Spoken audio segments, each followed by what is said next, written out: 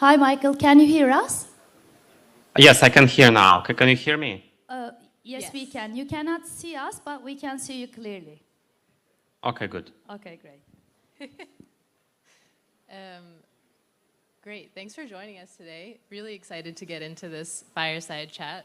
So today we're going to be talking about CRV its design, how you think about peg stability, and interest rates, and specifically getting into a little bit of a central bank approach comparison to how you guys have thought about this. So I'm really excited to get into these questions. I guess to kick us off, can you give us a brief introduction of yourself, Michael, and also CRV? And specifically, I'd love to hear what you think is unique about its design. Mm-hmm. Yeah, okay, so it's already a broad question. So about myself, I founded Curve Finance in 2020. Originally, it was a stablecoin exchange, and by education, I'm actually a physicist, so applying the physics approaches in whatever I'm building. So, and specifically coming to CurveUSD.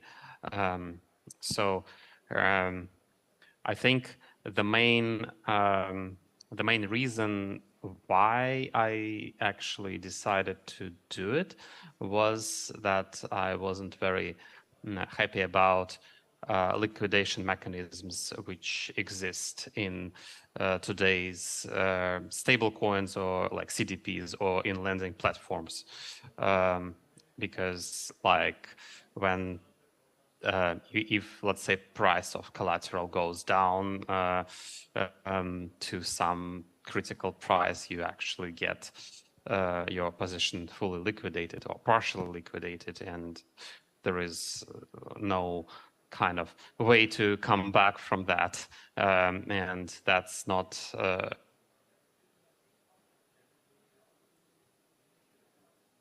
algorithm how to make essentially reversible liquidations where you actually don't really have to be scared all that much about liquidations when you are close to a threshold. But that's kind of only one thing about CRV-USD.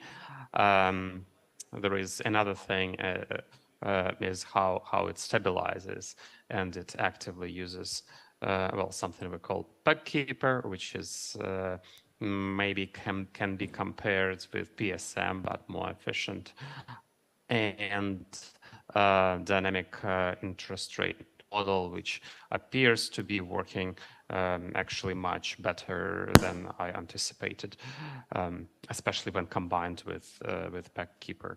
So it's yeah, basically appears to be a combination of like CDP with this what we call soft liquidation mechanism, which also deliquidates you if price of collateral goes back up, and the dynamic interest rate model with stabilization mechanisms, which appear to give very, very, very good stability to the stablecoin. So yeah, I think maybe to tie that together, so you're really focused on improving liquidation mechanisms to be able to have better stability of CurveUSD compared to other stablecoins. Yeah, well, I would say it's two different things. Liquidation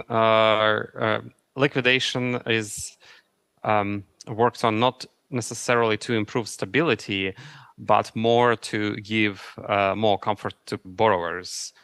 And but it actually ties into stability mechanism pretty interestingly. So maybe let's dive into that stability mechanism a little bit more. Can you explain how you approach peg stability more broadly? I mean, maybe a good way to do that would be to compare to a mechanism in another protocol such as Maker. Right. So one is our Packkeeper module, which is essentially if it happens so that demand for stablecoin is very high and market tries to buy it so the price of stablecoin tries to go above 1, then the peg keeper actually mints stablecoin, or well, it's pre-minted, but let's say it mints stablecoin and deposits single-sided in the pool with this between this stablecoin and some redeemable stablecoin or several of them. When it does that, the price of Curve USD goes down, so it's like a little bit like an exchange, really, and the peg keeper keeps liquidity in that pool temporarily. But let's say if the price of Curve stablecoin went down and it's below 1, then peg keeper takes its liquidity and withdraws Curve USD and let's say burns it, right? When it does that, when you withdraw Curve USD single-sided, the price of Curve USD goes up because it's a little bit like buying Curve USD. And so it means that if price of Curve USD is too high, it tries to push it down. If it's too low, it tries to push it up. But the problem is also that if peg keeper doesn't have any reserves, let's say it's empty, then nothing can hold Curve USD on the downside except for demand to repay the loans. But not everyone wants to repay the loans because maybe people have reasons to keep their loans up. So then to help in this case, we have a dynamic interest rate. So if price of Curve USD goes really down, then interest rate goes up, and people really want to repay their loans or really don't want to borrow, at least before the price of stablecoin goes back up. But instead of just making this interest rate only depending on the price of stablecoin, we also made it dependent on the reserves of peg keeper. So if peg keeper has lots of reserves, those reserves partially back Curve USD, obviously. But if peg keeper has lots of reserves, then we actually want to encourage people to borrow more, to have less reserves in peg keeper, because when people borrow, they actually borrow Curve USD and sell it for, I don't know, for redeemable stable coins, or sell it for crypto when they leverage. So if you make interest rate low, people are incentivized to borrow more and sell, and then the price, the price pressure is down. So we want down price pressure if peg keepers have too many reserves. But if reserves of peg keepers are low, then the borrow rate is high, and like people want to buy Curve USD to repay their loans, or maybe don't want to borrow, so the price pressure is up, and when the price pressure is up, it also feels the peg keepers. So we have this negative feedback mechanism, which is organized by both this peg keeper module, which is providing a fast feedback, and a dynamic rate part, which is providing a slower feedback. And combination of these two feedback mechanisms actually stabilizes the stablecoin really, really well.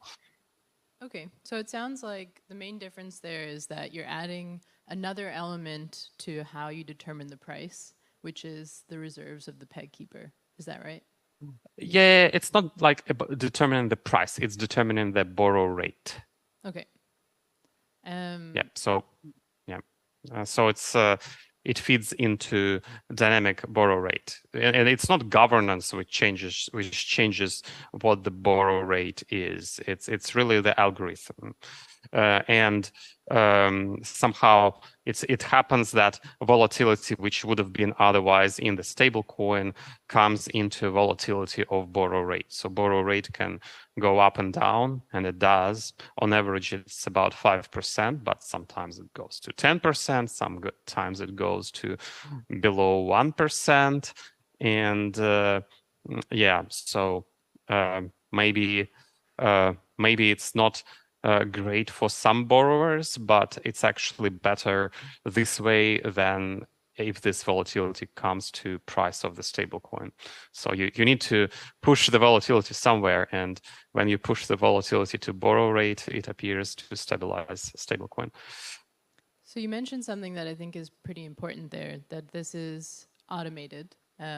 It's done with algorithms and not by any vote of the DAO. And I think this is an important difference to how stablecoins, and particularly CRV USD, approach peg stability compared to traditional currencies like ones backed by central banks. I mean, so central banks, they're not quite as automated. And I'd love to hear from your perspective if you think it's possible to create a robust and stable currency with this full automation that we see, like fully reliant on, you know, automated market makers here, or if we'll see more nuanced mechanisms come up that allow for more integration with like existing financial systems. Yeah, I think it's not even like just automation.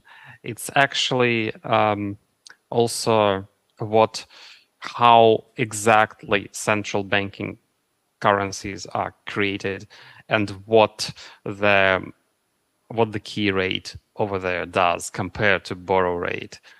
And the important difference is that the rate which central banks sets, it's actually not the borrow rate necessarily. It's the rate which central banks pay to, let's say, to commercial banks when they deposit their reserves into central bank. So essentially, central bank prints money if you deposit money in there, right? So let's say if the price of I don't know, US dollar, right? So the buying power of US dollar goes down, right? Tries to go down, and let's say you don't want that. You start increase the key rate and start printing money for banks to remove the liquidity from the market and push the price of buying power of USD up by doing this. And well, this helps temporarily, but you might end up in Terra kind of situation. And to not have that, you have the whole like manual control of how central bank works, to have this rate not very high, to kind of compare it to economic growth. And when you measure how quickly economy grows, you don't want to fool yourself. And otherwise, things can go ugly, and in some countries they do. So anyway, it's in CDP model, not just for CRV USD, but I guess for anything, it's upside down. It's you set the borrow rate. So if you want you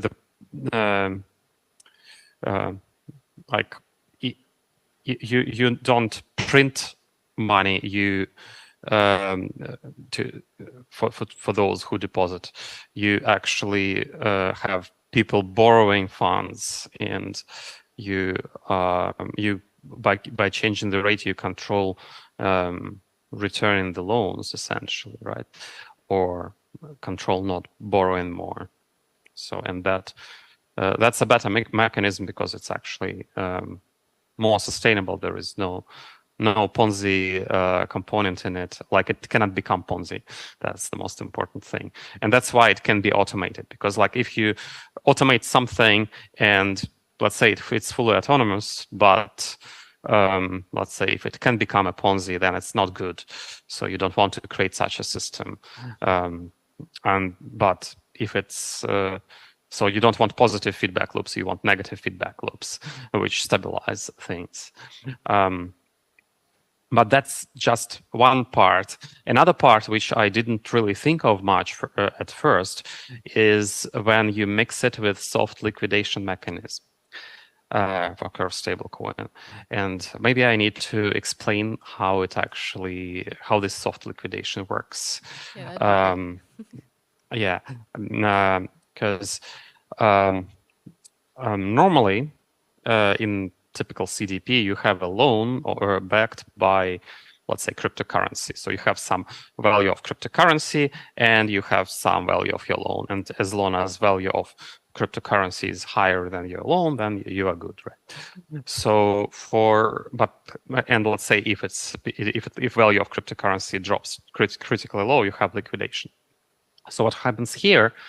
If value of your collateral, which is cryptocurrency, Ether or Bitcoin, becomes critically low, it actually starts converting this cryptocurrency to stablecoin, this CRV-USD stablecoin via an AMM.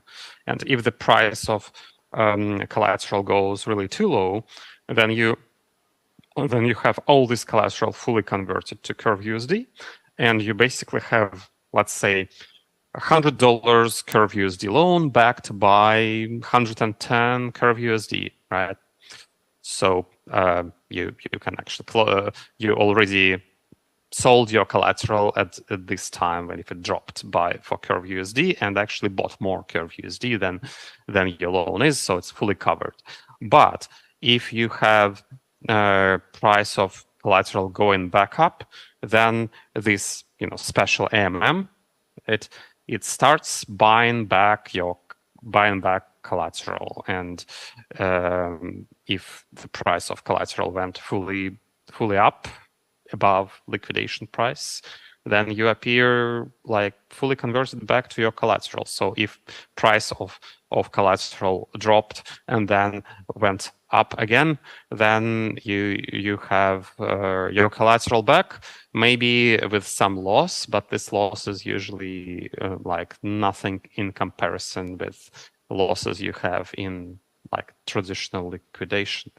So this mechanism is pretty good for borrowers because, let's say, if a price of your collateral went fully down, you actually have it like stop loss being executed, and you have your position is in stable coin, and it's fully covers the loan. You can pay off the loan and take the difference because you've been over collateralized. But let's say if price of collateral went back up, then you have back your collateral and you can still loan it, and that's so that's good. You can sleep well and not being worried about being liquidated while you sleep. But the good thing, the most interesting thing is that when you convert your collateral to stablecoin, let's say your collateral goes down, it's a bear market, and it gets sold for stablecoin, right? When that happens, stablecoin gets bought, so its price tries to go up. Peg keepers try to mint Curve stablecoin and deposit it to stablecoin pools to push the price back down to 1.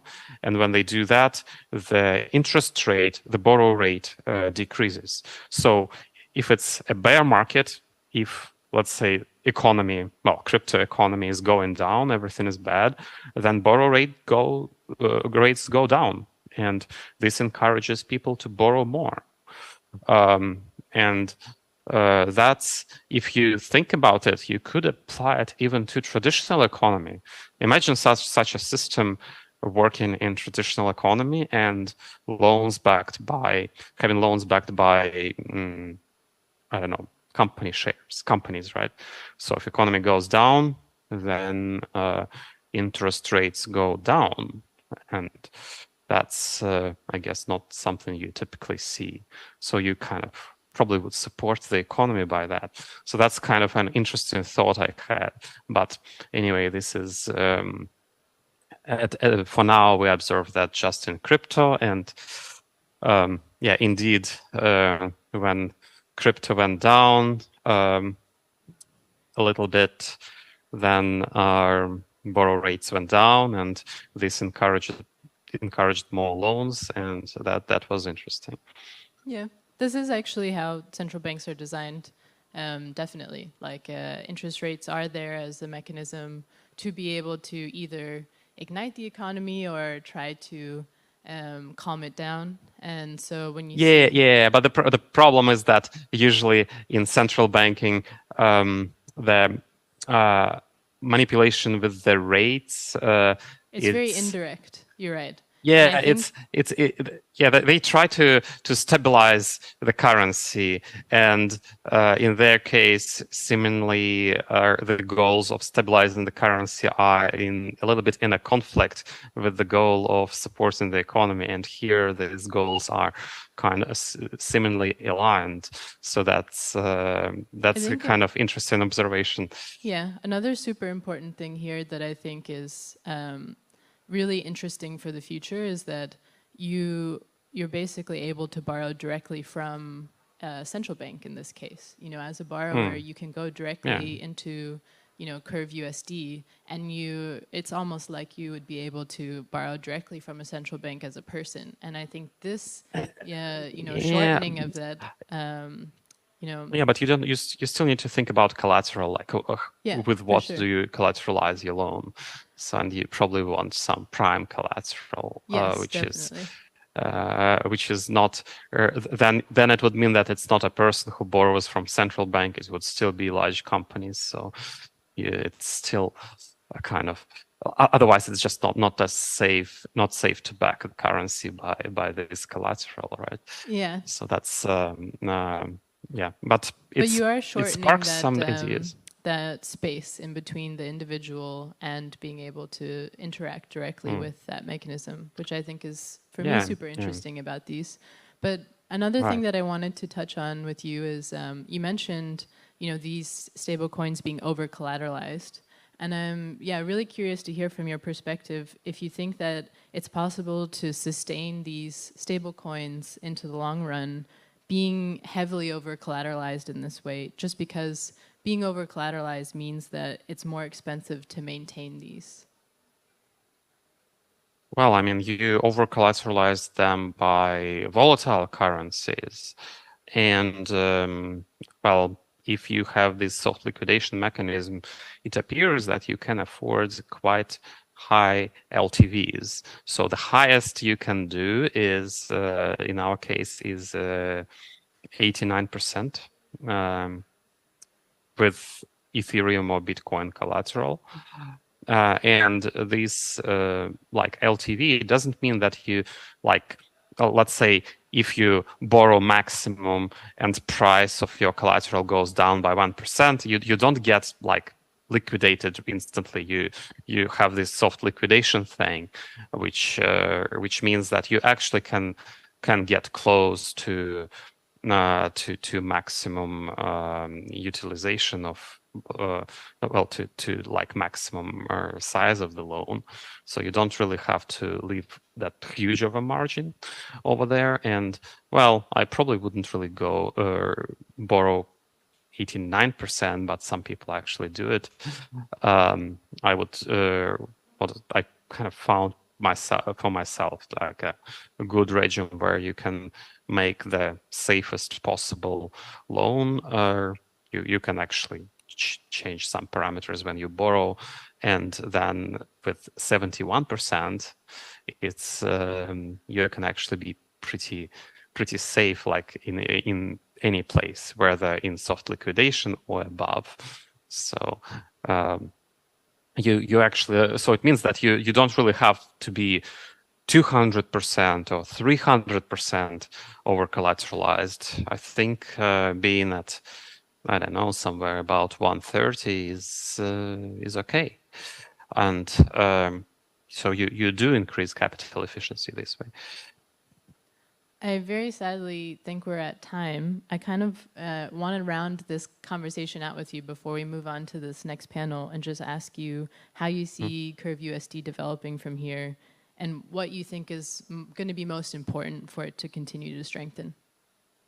Right. So I guess the most important part for Curve USD is to get adopted as a stablecoin, because borrowing is good, but you cannot borrow more than it is used in reality, and so this adoption as a stablecoin is very, very important apparently. And another thing is, of course, good to support multiple collaterals, including liquidity tokens, and maybe it's good to have lending markets which use the same sort of soft liquidation algorithm. That kind of stuff is probably good to explore. And because like we only tried this mechanism with prime collateral, like what happens if you have more volatile stable coins, not necessarily backing, more volatile collaterals, not necessarily backing stable coin. So this is probably something we would look at next. Okay, look forward to seeing that those efforts to increase Curve USD adoption. Thanks so much for joining us, Michael, and explaining it a little bit more to us. And thanks for listening.